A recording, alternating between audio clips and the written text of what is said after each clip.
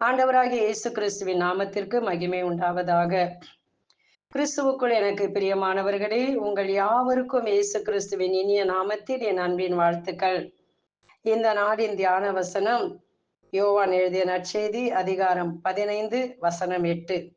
நீங்கள் மிகுந்த கனி தந்து என் சீடராய் இருப்பதே என் தந்தைக்கு மாட்சி அளிக்கிறது. ஆமேன்.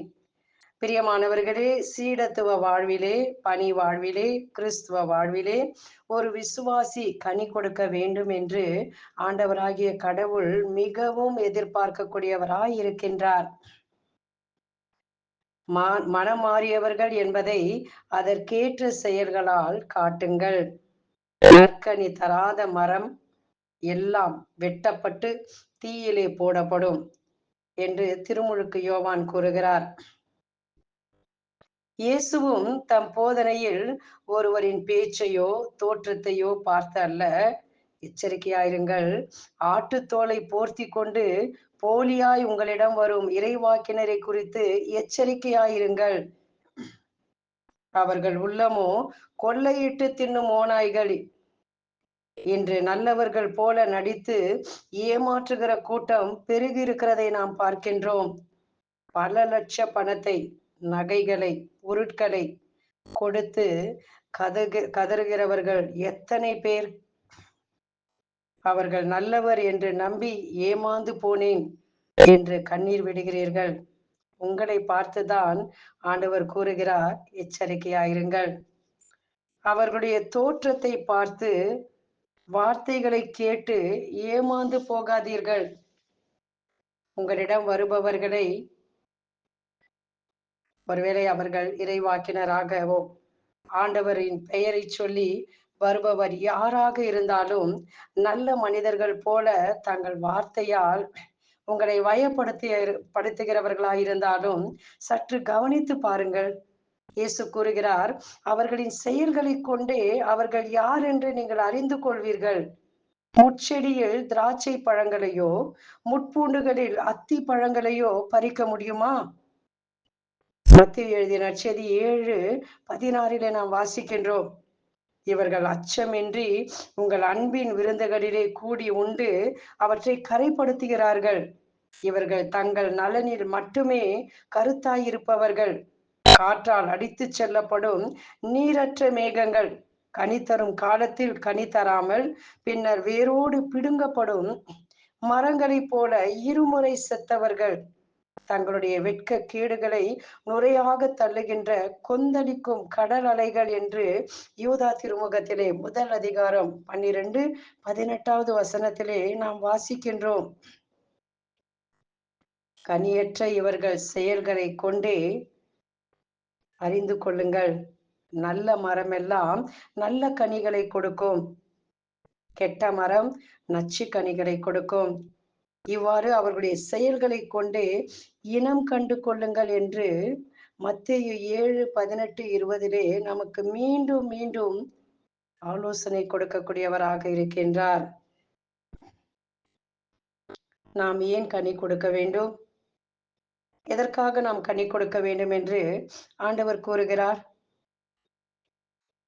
பிரியமானவர்களே, நாம் ஆண்டவர் நம்மிடத்துல எதற்காக கனி கொடுக்க வேண்டும் என்று எதிர்பார்க்கின்றார்? அவருடைய உன்னதமான நோக்கம் உண்டு. முதலாவதாக, தந்தையாம் கடவுள் மாட்சி அடைகின்றார். யோவான் 15:8 நீங்கள் வாசியுங்கள், நீங்கள் மிகுந்த கனி தந்து என் சீடராய் இருப்பதே தந்தைக்கு மாட்சி அளிக்கின்றது. மிகுந்த கனிகள் தர வேண்டுமாம். என்ன கனிகள்? முதலாவதாக, கிறிஸ்துவ வாழ்விலே கலாத்தியர் 5:22 படி ஆவியின் கனி அன்பு, மகிழ்ச்சி, அமைதி, பொறுமை, பரிவு, நன்னயம், நம்பிக்கை, கனிவு, தன்னடக்கம், இவைகளில் மிகுந்த கனிகளை தரும் பொழுது கடவுள் மாட்சி அடைகின்றார். மிகுந்த கனிகள், அதாவது ஒரு சில கனிகளை கொடுத்து நான் ஆண்டவருக்கு மாட்சி அளிக்கிறேன் என்று சொல்ல முடியாது. ஆண்டவர் நம்மிடத்திலே, நம்முடைய வாழ்விலே இந்த ஆவிக்குரிய கனிகள் நிறைந்திருக்க வேண்டும். இதில் மிகுந்த கனிகளை தர வேண்டும் என்று எதிர்பார்க்கக்கூடியவராக இருக்கின்றார். இரண்டாவதாக நற்செயல்கள் என்னும் கனி. கொடேசியர் 1ஆம் அதிகாரம் 10வது வசனத்திலும், மத்தேயு 5ஆம் அதிகாரம் 10வது வசனத்திலும் நீங்கள் வாசித்து பாருங்கள். உலகின் ஒளி, உங்கள் ஒளி மனிதர் முன் ஒளிர்க, அப்பொழுது அவர்கள் உங்கள் நற்செயல்களை கண்டு உங்கள் விண்ணக தந்தையை போற்றி புகழ்வார்கள். உலகத்திலே ஒரு நல்ல புனிதையாக, ஒரு நல்ல தாயாக, ஆண்டவருக்கு பிரியமான ஒரு மகளாக வாழ்ந்து சென்றவர் அன்னை தெரசாள். அவருடைய நற்செயல்கள் என்னும் கனிகளினாலே இந்த உலகத்திலே ஒரு நல்ல உதாரணமாக, நல்ல சாட்சியாக இருந்துவிட்டு அவர்கள் ஆண்டவரை மாட்சிமைப்படுத்தி விட்டு சென்றார்கள். மூன்றாவதாக, ஆத்தும ஆதாயம் செய்ய வேண்டும் என்று இன்று எல்லாரும் அநேகர் ஒரு கடல் முதல் மறுகடல் வரையிலும் அலைந்து திரிந்து நற்செய்தி அறிவிக்கின்றார்கள். ஆனால் அறுவடைக்கு மிகவும் தேவையானது கனிகள், நம்முடைய பலம் அல்ல. மத்தேயு எழுதிய நற்செய்தி 4ஆம் அதிகாரம் 19வது வசனத்தை வாசித்து பாருங்கள். என் இயேசு அவர்களை பார்த்து, என் பின்னே வாருங்கள், நான் உங்களை மனிதர்களை பிடிப்பவனாக்குவேன் என்கின்றார். அவர்கள் வலைகளை போட்டு, எந்த வலையை போட்டால் எந்த மீனை பிடிக்கலாம் என்ற திறமையோடு செய்து கொண்டிருந்தவர்களை ஆண்டவர் அழைத்து அவர்களை கனி கொடுக்கும் மரங்களாக மாற்றி அநேகருக்கு சாட்சியாக நிற்க வைக்கின்றார். ஒரே செய்தியிலே பேதுரு பேசும் பொழுது 3000 பேர், ஒரே செய்தியிலே பேதுரு நற்செய்தி சொல்லும் பொழுது 5000 பேர் ஆண்டவரிடத்திலே வருகின்றார்கள், ஈர்க்கப்படுகின்றார்கள். கனித்தரும் வாழ்விலே அநேகரை நாம் ஆண்டவரிடத்திலே கொண்டு வந்து சேர்க்க முடியும். ஆரம்பத்திலே இயேசுவின் பின்னே அநேக மனிதர்களை கிறிஸ்துவனிடத்திலே வழிநடத்தியவர்கள் இன்றைக்கு கிறிஸ்துவை விட்டு பணம், பதவி, ஜாதி, உலக இன்பங்கள், அரசியல் போன்றவற்றிலே விழுந்து கிடக்கிறதை நாம் பார்க்கின்றோம். பிரியமானவர்களே, நாம் நிலத்தில் சிலவற்றை பயிரிடும் பொழுது முதலில் நிலத்தை பண்படுத்தி விட்டுதான் அதில் விதைகளை தூவுகிறோம். பிறகு அது பயிராக இருந்தாலும் மரமாக இருந்தாலும் தொடர்ந்து களை எடுத்து உரம் போட்டு நீர் பாய்ச்சுகிறோம். இப்படியெல்லாம் செய்தால்தான் நல்ல தரமான பலனை எடுக்கலாம் என்று சொல்லி ஒரு சில நிபந்தனை வைத்து செய்கின்றோம். அதே போல ஆவிக்குரிய வாழ்வில் கனி கொடுக்கவும் சில நிபந்தனைகள் உண்டு. என்ன? முதலாவதாக, சுயத்துக்கு சாக வேண்டும். யோவான் எழுதிய நற்செய்தி 12ஆம் அதிகாரம் 24வது வசனத்தை தியானித்து பாருங்கள். கோதுமை மணி மண்ணில் விழுந்து மடியாவிட்டால் அது அப்படியே இருக்கும், அது மடிந்தால்தான் மிகுந்த விளைச்சலை அளிக்கும் என்று இயேசு கூறுகிறார்.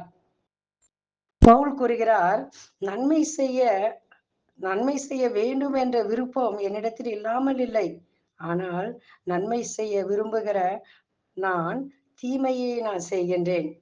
இதற்கு காரணம் என்னுள், என்னுடைய ஊனுடலில் குடிக்கொண்டிருக்கின்ற பாவம் என்று கூறுகின்றார்.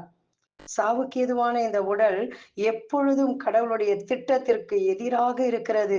அவருடைய விருப்பத்திற்கு எதிர்மாறானதையே செய்கிறதை நாம் பார்க்கின்றோம். சுயநலம், தற்பெருமை, பெயர் கீர்த்தி, பேராசை, பொருளாசை, இன்னும் சொல்லிக்கொண்டே போகலாம். இதற்கெல்லாம் நான் சாக வேண்டும், அப்போதுதான் நான் மிகுந்த கனிகளை கொடுக்க முடியும். இரண்டாவது நிபந்தனை, கிறிஸ்துவில் நான் இணைந்திருத்தல், நிலைத்திருத்தல். யோவான் எழுதிய நற்செய்தி 15ஆம் அதிகாரம் 5வது வசனத்தை வாசியுங்கள். ஒருவர் என்னுடனும் நான் அவருடனும் இணைந்திருந்தால் அவர் மிகுந்த கனி தருவார். நான் கிறிஸ்துவோடு இணைந்திருந்தால் மட்டுமே மிகுந்த கனி கொடுக்க முடியும். மிகுந்த கனி கொடுக்கும் போதுதான் தந்தையாம் கடவுள் மாட்சி அடைகின்றார். இந்த உலகத்திலிருந்து என்னை தேர்ந்து கொண்டதே, வேறு பிரித்ததே அவரோடு இணைந்திருக்க வேண்டும் என்பதற்காக தான். அவரோடு இருப்பதற்காக, நடப்பதற்காக, அவரோடு நிலைத்திருக்கும் போதுதான் நான் மிகுந்த கனி தந்து அவருக்குள் நாம் மறுரூபமாக்கப்படுகிறோம்.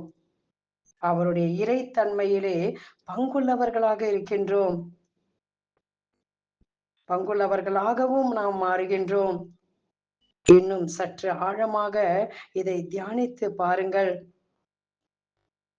நாம் சோறு சமைக்க அரிசியை தண்ணீரிலே போட்டு நன்றாக வேக வைத்து அது வெந்த பிறகு அதனுடைய நிறம் மாறி, சுவை மாறி, மனம் மாறி நாம் சுவைத்து உண்ணுகிற சோறாக அது மாறுகிறது அல்லவா? சாப்பிடும்போது நெல்லை சாப்பிடுகிறேன், அரிசியை சாப்பிடுகிறேன் என்று சொல்லுவதில்லை. அதுபோல நமக்குள் வாழும் தெய்வத்தோடு நாம் இணையும் பொழுது நம்முடைய வாழ்வு மாறுகின்றது, பேச்சு மாறுகிறது, செயல் மாறுகிறது.